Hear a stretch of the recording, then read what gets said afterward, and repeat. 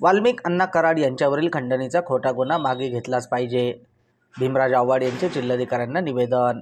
जो माणूस समाजासाठी दिवसरात्र आपला वेळ देतो, सर्व समाजातील लोकांसाठी काम करतो, असे आमचे आदरणीय जनसेवक बीड जिल्ह्याचे लोकप्रिय वाल्मिक अण्णा कराड यांच्यावरच खंडणीचा खोटा गुन्हा दाखल करून त्यांची बदनामी करण्याचे षडयंत्र विरोधक करत आहे.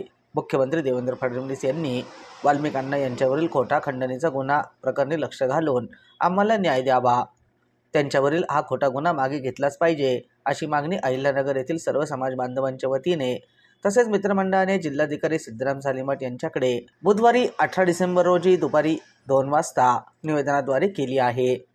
मग मस्साजोग गावचे सरपंच संतोष देशमुख, तालुका केज, जिल्हा बीड यांची मागच्या आठवड्यामध्ये क्रूर अशी हत्या झालेली आहे.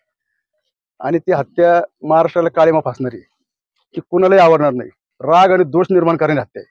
आम्ही जिल्हाधिकारी साहेबांना ठिकाणी निवेदन दिले की तुम्ही पोलीस प्रशासनाला सांगा, योग्य दिशेने तपास करा.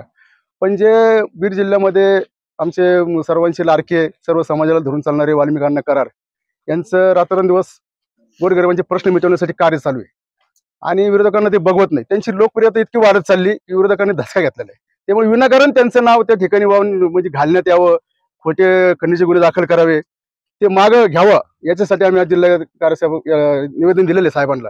आणि शासनाला आमच्या भावना कळाव्यात, एवढंच या ठिकाणी आम्ही त्यांना निवेदन दिलेलं आहे. जय हिंद, जय महाराष्ट्र.